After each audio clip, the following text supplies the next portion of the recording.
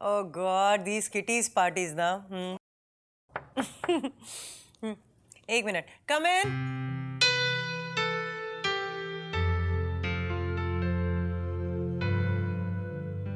Shopping का बाद में प्लान कर लेते हैं. Can I just call you back? Yeah.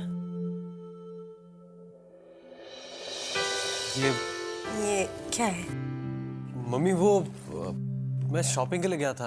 हाँ. तो मम्मी और दानी माँ के लिए भी साड़ी खरीद ली. तो मैंने सोचा कि आपके लिए भी खरीद लूं. बहुत अच्छी लगेगी आप पे. आदित्य, अब तुम ले आए हो तो इसे मैं रख लेती हूँ. पर प्लीज आगे से मेरे लिए कोई गिफ्ट मत लाना. वो क्या है ना कि मैं हमेशा अपनी पसंद की चीजें पहनती हूँ.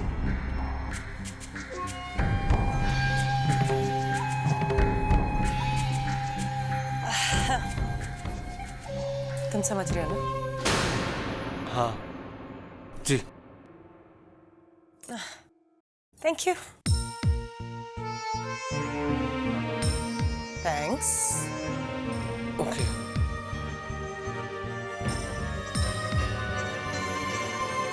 दरवाजा बंद कर देना प्लीज. हाँ.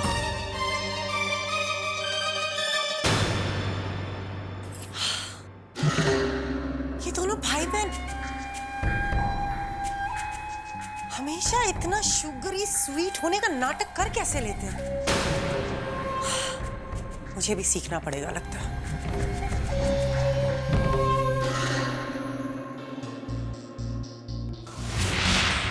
क्या उसने तुम दोनों को एक साथ देख लिया? कुछ चीजें ऐसी होती हैं जो लाख छिपाने पर भी नहीं छिप सकती. सच आखिर एक न एक दिन सामने आ ही जाता है. इसीलिए मैं कहता हूं कि बस अब आप रहने दीजिए. वैसे हम बहुत परेशान हैं. लेकिन आप लोग परेशान क्यों हो रहे हैं? मैंने परी को संजना के बारे में पहले से बता दिया है.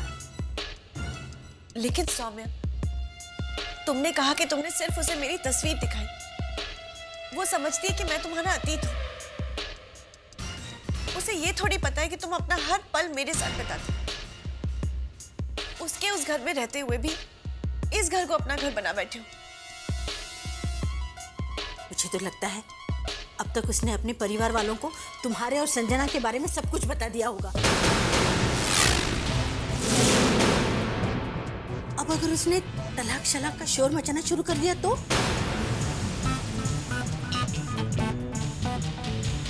मैं तो सिर्फ इतना जानती हूँ कि जैसे तैसे ये 40 दिन निकल जाए बस.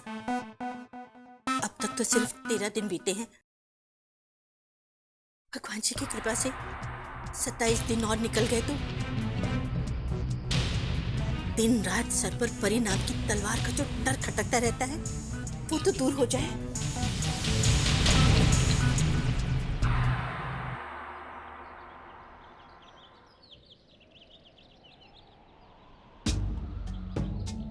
Aditya, what happened? क्या सोच रहे हो? यही कि जिंदगी क्या है ना, जैसे एक पहेली कैसे कैसे रंग बदलती है. अजीब से खेल खेलती है. देखो ना ईशाना, इतने दिनों तक अपने मेरे पास थे, मेरे करीब, लेकिन फिर भी कितना दूर. पता है ईशाना, जब मैं मंदिर में मम्मी पापा की तस्वीर के सामने उनसे आशीर्वाद दे रहा था, तब मुझे एक पल के लिए ऐसा लगा कि वो मेरे सामने है, वो मुझे आशीर्वाद दे रहे हैं. और परी तो मेरी माँ की मेरी परछाई है. एकदम जेरॉक्स कॉपी.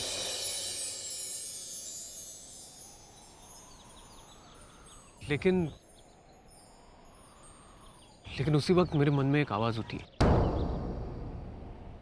ऐसा कौन आदमी हो सकता है जिसने मुझे मेरे मम्मी डैडी से अलग किया? अरे मेरी माँ कितनी रोई होगी. और मेरे बाबा कितने बेचैन हुए होंगे। ईशाना, एक बात बताओ, मैंने किसी का क्या बिगाड़ा था कि मुझे मेरे माँ के ममता के आंचल से ऐसे दूर कर दिया? आदित्य, मैं तुम्हारा दर्द समझती हूँ, पर जिसने भी तुम्हारे साथ अन्याय किया है ना, उसे भगवान जरूर सजा देगा।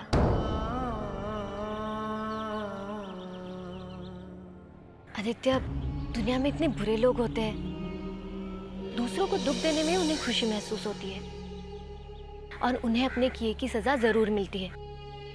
जिंदगी भर वो खुशियों के लिए तड़पते ही रह जाते हैं। पर देखो, जो होना था वो हो गया। अब तुम अपने आने वाली खुशियों के बारे में सोचो। देखो, तुम्हें सावित्री माँ की ममता के साथ अपने परिवार का प्यार भी मिल रहा है। आदित्य, इतने प्यार करने वाले पापा मिले हैं। सुरेखा जी और परी भाभी, वो तो बिल्कुल माँ की छवि है। या तुम यूं समझो कि माँ परी भाभी को तुम्हारी बहन के रूप में अपना आशीर्वाद बनाकर तुम्हारे पास छोड़ गई है। वो आशीर्वाद जो बहन का प्यार बनकर हमेशा तुम्हारे साथ रहेगा, हमेशा।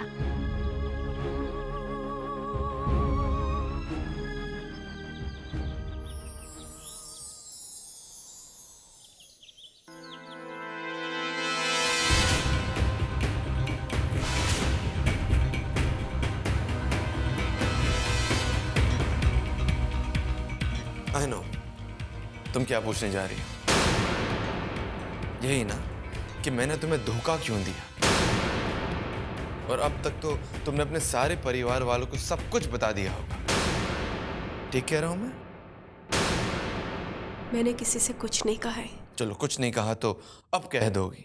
नहीं, जो बात पति और पत्नी के बीच ही होती है, मैं नहीं समझती उसे किसी और को बतानी चाहिए। और वैसे मेरे सवाल मेरे पति के लिए हैं, उनके जवाब भी मुझे आप ही देंगे। जब संजना पहले से ही आपकी जिंदगी का हिस्सा बन चुकी थी, तो आपने मुझसे क्यों शादी की? आपकी जिंदगी में मेरी क्या जगह है? आपके घर में, आपकी जिंदगी में क्या हक है मेरा? मम्मी जी ने मुझे मेरे सारे सवालों का जवाब दे दिया। उन्हें मेरी माँ रानी से दुश्मनी थी, जिनका बदला उन्होंने मुझसे निकाल लिया। लेकिन सौम्य, आपकी मुझसे क्या दुश्मनी थी? किस जन्म का बदला आप मुझ पे निकाल रहे हैं? बताइए सौम्य, आपने ऐसा मेरे साथ क्यों किया? संजना को पाने के लिए।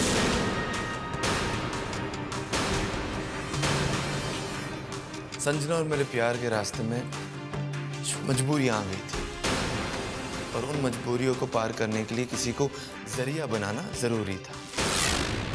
40 दिन का फासला तय करने के लिए।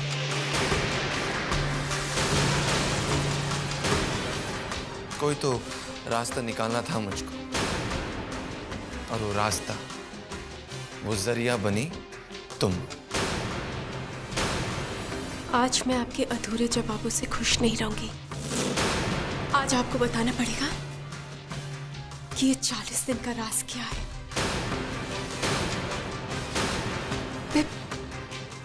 मैं अंदर ही अंदर घुटती जा रही हूँ। ये 40 दिन का सवाल मेरे सीने के अंदर खंजर की तरह चुभता है। मैं चैन से सो भी नहीं पाती हूँ, हमेशा तड़पती रहती हूँ, मन हमेशा बेचैन रहता है। बताइए सौम्य, ये 40 दिन का राज क्या है? कई सवाल ऐसे होते हैं जिनके जवाब सवालों से भी ज्यादा तीखे होते हैं, और तुम्हारे लिए यही ठीक होगा कि जवाब की चुभन महसूस करने के बजाय सवालों की बेचैनी सह लो। और अब तुम मेरे और संजना के रिश्ते के बारे में जान गई हो, तो आइंदा इसके बारे में कुछ मत पूछना।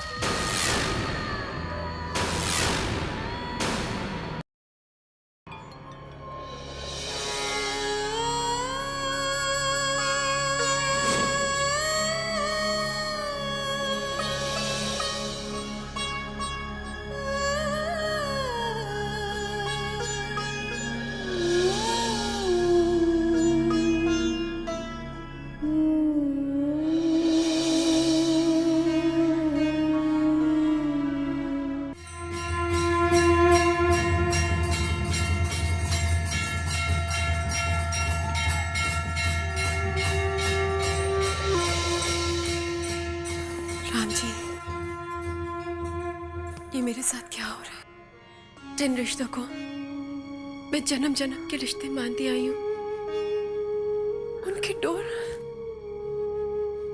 सिर्फ 40 दिन की, और 40 दिन होते ही ये रिश्ता टूट जाएगा।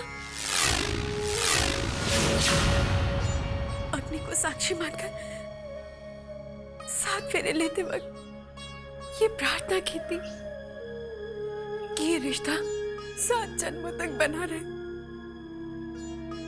नहीं जानती थी कि उसके साथ 40 दिन की सीमा बंधी हुई है।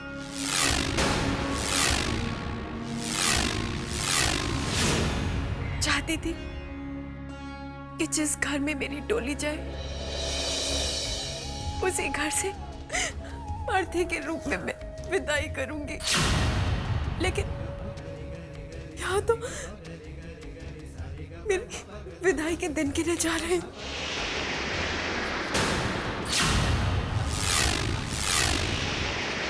लगता था कि शादी के बाद मेरी जिंदगी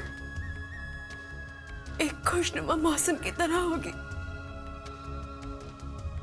जहां मैं हर पल प्यार की ठंडी छांव में सांस लिया करूंगी। लेकिन यहाँ तो मेरी जिंदगी एक तूफान बन गई है, और इस तूफान में मुझे टूटते हुए रिश्तों का शोर क्यों सुनाई देता है राम जी? पति और पत्नी तो एक दूसरे की परछाई होते हैं, हर सुख तो एक दूसरे के साथ बांटते हैं। लेकिन मेरा पति मेरा क्यों नहीं है? मैं क्यों अपने दुख उसके साथ बांट नहीं सकती हूँ? मैं किसके साथ अपने दुख बांटूं? अगर मैं अपना ये दुख दादी माँ, दादू, आदि भैया किसी से भी कहूंगी, वो जीते जी मर जाएंगे राज जी, वो जीते जी मर जाएंगे। मैं एकदम अकेली पड़ गई, अकेली हो गई हूँ राम जी। मैं कहाँ जाऊँ, किसके पास रहूँ, किससे अपना दिल हल्का करूँ? मैं अकेली पड़ गई हूँ राम जी, मैं अकेली पड़ गई हूँ, मैं एकदम अकेली हूँ।